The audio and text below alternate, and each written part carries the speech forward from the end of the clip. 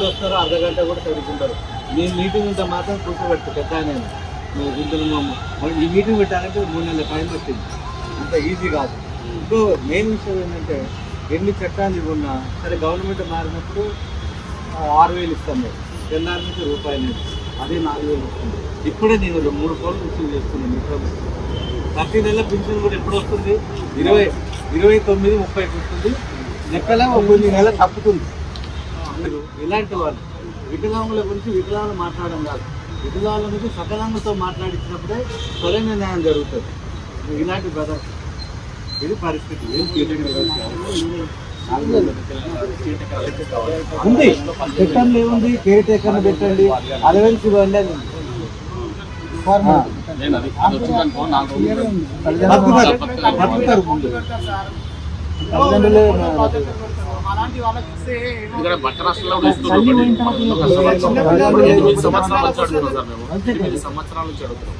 ఈ 4 బదులు ఎల్లో కష్టపడి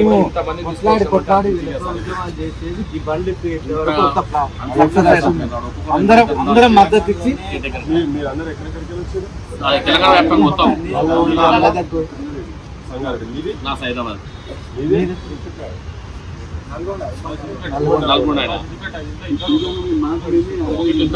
రాలేని వాళ్ళు చాలా మంది. నేను స్త్రీ సేవ సంస్థ నుంచి వచ్చిన సార్. వీళ్ళకి చెప్పుకోలేదు బాగా, చాలా కష్టం. ఇప్పుడు వాళ్ళు భోజనం కూడా పెడుతుంటే వాళ్ళకు ఇష్టం అయితే లేదు సార్. వాళ్ళ బాధగా వాళ్ళ పేరెంట్స్ సార్ ఇది సైకిల్ అయిపోయింది సార్, రొటీన్ అయిపోయింది, రొటీన్ అయిపోయింది సార్. ముందుకు మేము రాయడం సరే కష్టమైన ఎండైనా పర్వాలేదు, వాళ్ళకు హోప్స్ లేకుండా అయిపోయింది సార్. హోప్స్ లేకుండా అయిపోయింది సార్.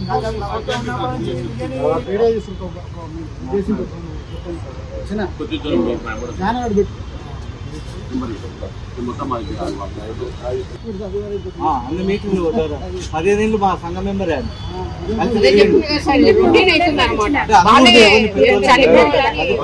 నిర్ణయం తీసుకుంటున్నారు. ఇది 1 of the active member in our organisation.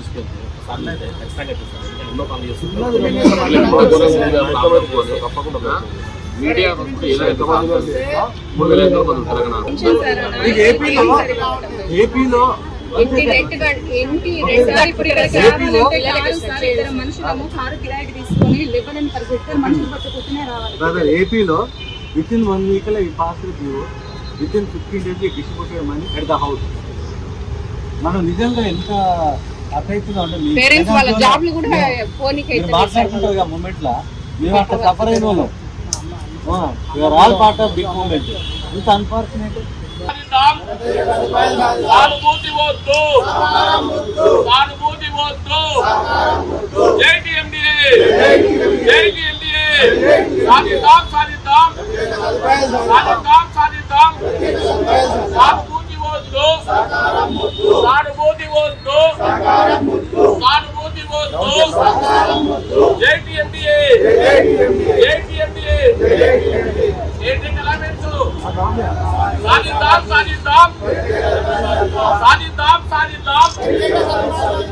విభిన్న ప్రతిభావంతులారా, దివ్యాంగ మాత ముద్దు బిడ్డలారా, మన కోసం ప్రత్యేకంగా ఒక ఛానల్ని, అది కూడా మన తెలుగు భాషలో నిర్వహిస్తూ మన యొక్క సమస్యల్ని ఎల్లప్పుడూ కూడా తెలుసుకుంటూ వాటి పరిష్కారాలకై న్యాయ సదస్సును కూడా ఏర్పాటు చేసి మన పక్షాన నిరంతరం పనిచేస్తున్నటువంటి జవాబు ఛానల్ని తప్పకుండా మన దివ్యాంగుల కుటుంబ సభ్యులు, సానుభూతి పనులు కూడా అందరూ కూడా సబ్స్క్రైబ్ చేసుకోవాలి.